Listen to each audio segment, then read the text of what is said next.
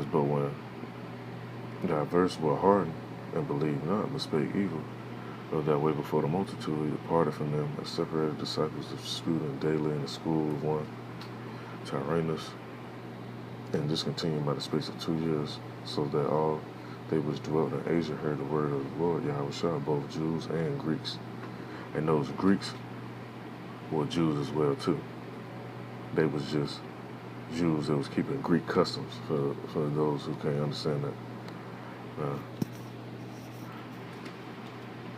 And it's funny about it, you still have our people to this day keeping Greek customs, all that Sigma, Kappa, Alpha shit, that go back to Greeks. Anyway, it says in verse 11, and Yahweh wrought special miracles by the hands of Paul, so that from his body were brought into the sick handkerchiefs or aprons, and diseases departed from them. The evil spirits went out of them. Now, this is the other part I want to get into. And then I'm going to end this off. I'll just make another video backing up on this. Just going into this, because Esau know a little bit, and they're not going to give you the full spectrum though. That's why you got to go to your own people for the full spectrum. And these particular men back then was doing stuff trying to go against it, but they ended up having to go right to these men for that help. But anyway, in verse 13, the book of Acts chapter 19, says that certain of the vagabond Jews exorcists took upon them to call over them which had evil spirits the name of the Lord Yahushua, saying, we adjure you by Yahushua, whom Paul preacheth. And there were 7 sons of one Sceva, a Jew, and chief of the priests, which did so. And the evil spirit answered and said, and this is why, just because a person got a degree or went to seminary school, or like the elders say, cemetery school, that don't mean the Most High dealing with them directly. That ain't what it is. It's a hard pill to swallow, but it is what it is. Now you had these guys, what did it say he was? He was a Sceva, one Sceva, a Jew, and one was a priest. But what did the Spirit say to these men? It says, an evil spirit answered and said, Yahushua I know, and Paul I know, but who are ye? Right? Nigga, who you supposed to be? Just because you got these degrees and you got this background, your name don't hold no weight basically in the spiritual realm.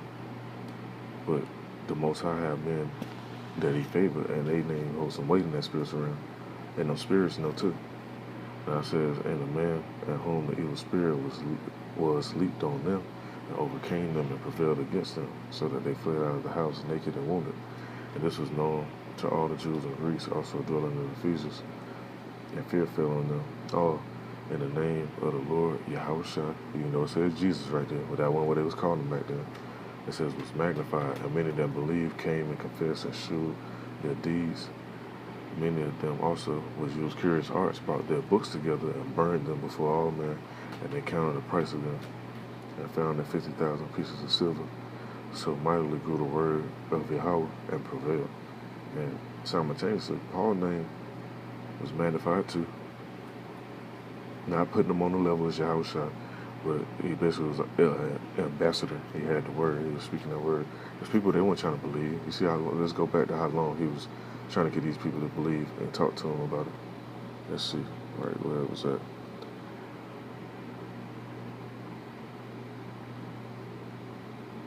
Right in verse 8, he says, and he went to the synagogue and spake boldly for the space of 3 months. So 3 months, these niggas still ain't want to listen. You read on some more. It says, and this continued by the space of 2 years. So 2 years and 3 months, he had to go speak to these hard-headed niggas that ain't want to listen, that ain't want to believe, that ain't believe that his name was Yahushua, that ain't believe that he was the son of the Most High. But this one incident happened when you had this Sceva, which, let's go into that word, Sceva, so you can get a full spectrum of this. Nope, phone going off, they gotta wait. No, they gotta wait, baby.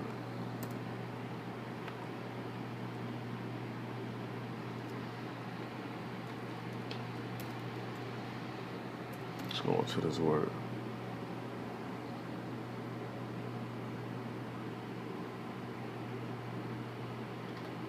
It says the head of one of the 24 courses of the house of Levi. So, you know about Levi, you know, the line Moses, Aaron, Ezekiel, so on and so on, these different high-level priests come from. You had a priest going there, and Paul was from the tribe of Benjamin, not of Levi, but from Benjamin. You had a priest going there. They couldn't get the spirit to get right. But when Paul was in there, it's a whole different scenario. Now that's a big statement right there.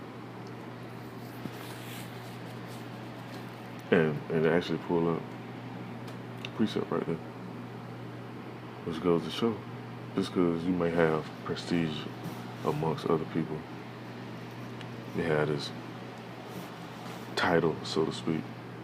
The Most High deal with who He want to deal with. And now I'm thinking about another precept just part of my mind. Let me go to it real quick.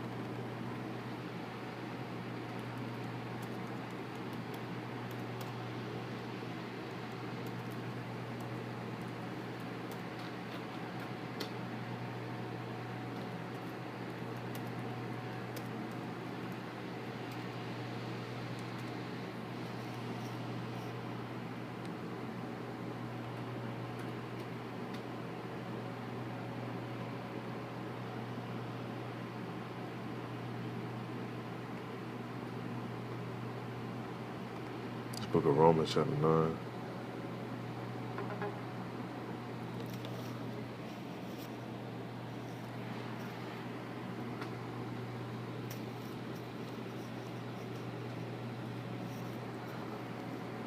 Let me see, where was that?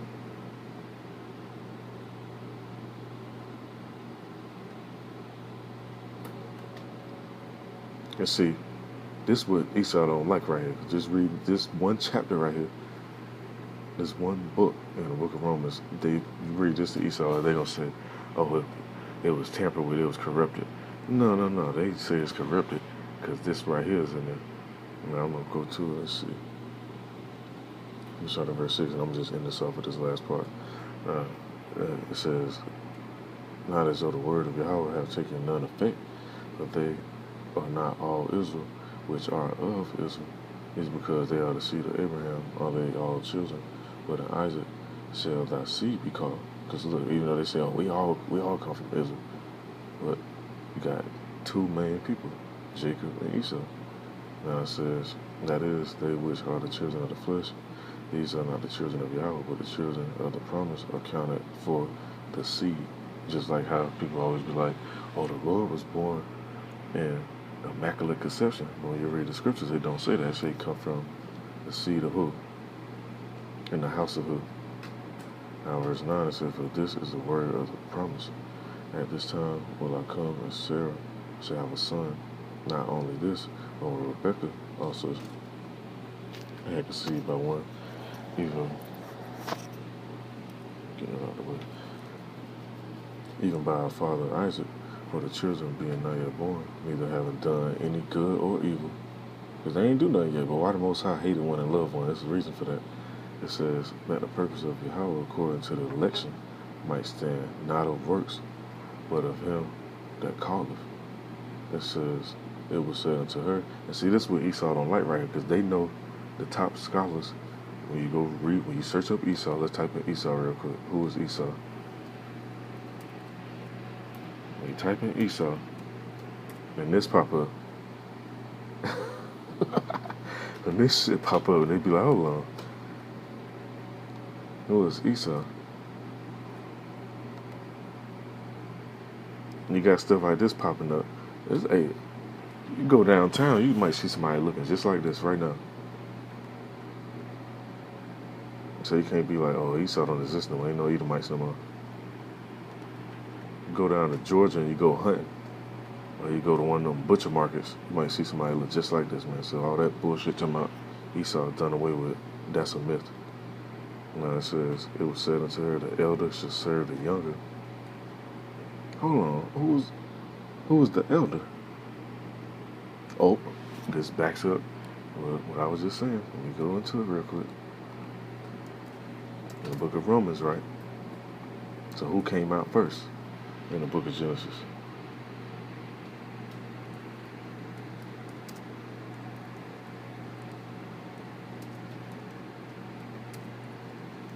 Find it real quick.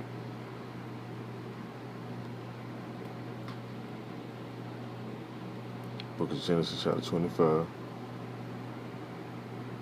verse 26. It said, after that came his brother out, and his hand took hold on Esau's heel. Now, why his hand took hold on his heel? Because who came out first? Esau came out first. It says, and his name was called Jacob, and Isaac was 70 years old when she bare him.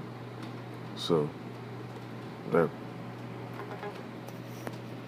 story right there, it was in there, and it's significant, showing that even though Esau was going to come out first, because they got the rule.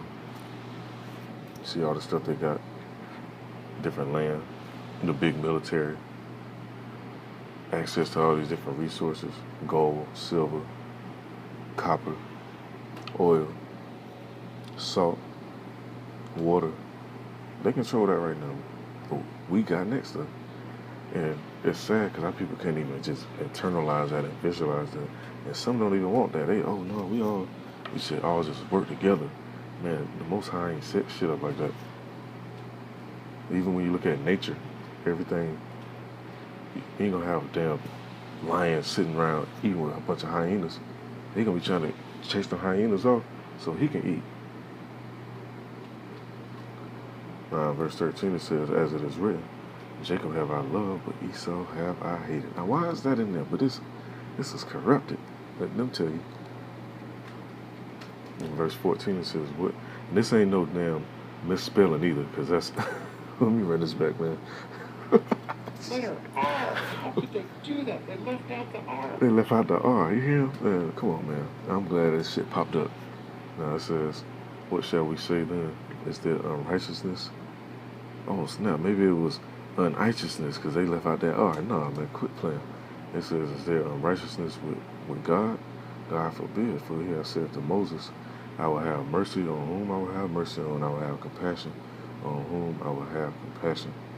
So it says, so then it is not of him that willeth, nor of him that runneth, but of Yahweh, which it says God right there, but his name is Yahweh.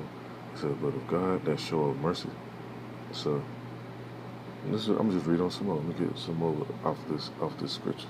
Get some more meat off the bone. Now it says, for the scripture saith unto the Pharaoh, even for this same purpose have I raised thee up, that I might show my power in thee, and that my name might be declared throughout all the earth. And we still talk about that flood over there in Egypt to this day. And you know, there was our people that was in captivity in Egypt, because niggas still want to be Egyptians. This is funny as fuck. They was crying in the wilderness talking about, oh, you brought us out here so we were going to perish. They wanted to go back and eat them cucumbers and shit in Egypt. And that the Most High kept it in people's spirit after he delivered us from out of America. Niggas don't want to go right back to America, man. That's the crazy thing about it. They want to go right back and wave that Babylon flag. And that's fucking sad, man. You don't want to rule. You don't want to be on top.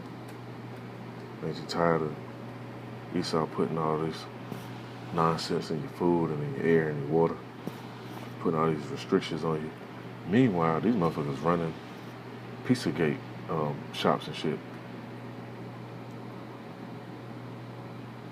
Let me see me get one more precept I want to get into.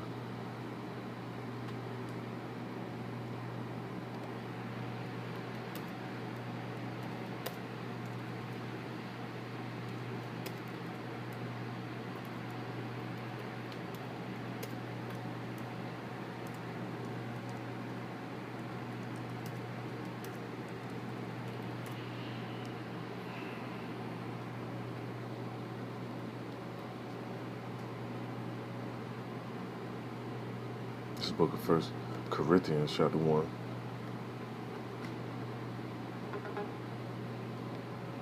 And this one, I used to meditate on this real heavy. This is one of my favorite precepts in this, because it just lets you know, like, just because the world might see you as something else or whatever, that ain't what the Most High looking at.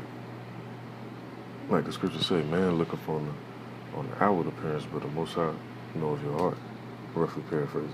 So people might see, this nigga, he do such and such a well, he can mess with a lot of women or whatever little bullshit they might say.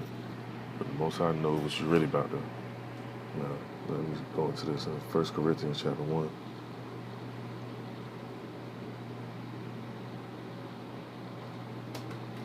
In verse 19, it says, for it is written, and I'm going to just end this off because I'm still going on 40 minutes on it. It says, for it is written, I will destroy the wisdom of the wise and will bring to nothing the understanding of the prudent. Where is the wise? Where is the scribe? Where is the disputer of this world? Have not Yahweh made foolish the wisdom of this world? The wisdom of this world is fucking stupid. Like, you realize what be going on. Different degrees and shit. You go to school, get these degrees, you're in debt, then you gotta work to pay that shit off. Then the shit continues. Now you gotta pay taxes to Esau just because you're gonna make way more money. That's fucking stupid. Verse 21, it says, for after that, and the wisdom of Yahweh, the world by wisdom knew not Yahweh. It pleased God by the foolishness of preaching to save them that believe. For the Jews require a sign, and the Greeks seek after wisdom. But we preach Mashiach crucified, and to the Jews a stumbling block. But that's still a stumbling block to this day. It says, unto the Greeks foolishness, but unto them which are called, both Jews and Greeks, the Mashiach, the power of Yahweh, and the wisdom of Yahweh. Now it says, verse 25, because the foolishness of God is wiser than men, and the weakness of God is stronger than men. For you see your calling, brethren, how there are not many wise men after the flesh, not many mighty, not many noble are called. So this guy right here look real noble. You know, not just him. I'm just using it as an example. I ain't trying to pick on the guy. Poor Esau always getting picked on. I'm trying to pick on him. But you have these people that have these positions, they may seem mighty or noble or wise from a worldly standpoint, but spiritually, they fucking foolish. It says, but Yahweh have chosen the foolish things of the world to confound the wise, and Yahweh have chosen the weak things of the world to confound the things which are mighty, and base things of the world, and things which are despised have God chosen. So most people despise. You know, I get a little attention, a little love here and there. Overall, a lot of people despise me. So even some women, even though I get a lot of women, even some women say I'm boring or whatever because I don't be doing all that other stupid shit that most people into. Your own family members may despise me. Guess what? The Most High don't despise me, so fuck them. It says, have God chosen, yeah, and things which are not, to bring to naught things that are, that no flesh should glory in his presence. But of him are ye in Hamashiach Yahushua, who of Yahweh is made unto us wisdom and righteousness and sanctification and redemption, that according as it is written, ye have glory, let him glory in the Lord Yahushua, and Yahweh by Hashem Yahushua, I should say. And that's what we should glory in. It's not about self. This stuff, hey, years ago, I wasn't even doing this type of stuff. Then Most High started waking me up and showing me certain different little stuff. Like, hold on, you ain't supposed to be doing this. You got something else you're supposed to be doing. And I always knew it was something bigger than that shit I was into anyway. I just was trying to figure it out. And I asked. And I got what I was looking for. And I'm going to end this off with this last precept.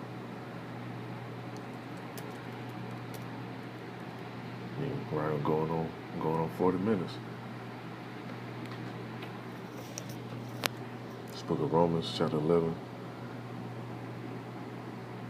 verse 7, it says, what then Israel have not obtained what you seeking for? Because a lot of people still seeking for answers.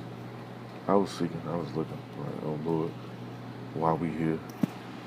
You made all these stars and planets in the earth, and you still consider us, I should say. Why is that? Why we go through these conditions, why we in these predicaments, why these weak-ass heathens ruling over us when we know we way stronger and more dominant. How in the world, how in the fuck did they get over us? Asking all these questions, and guess what? Most High allow certain men to get those answers.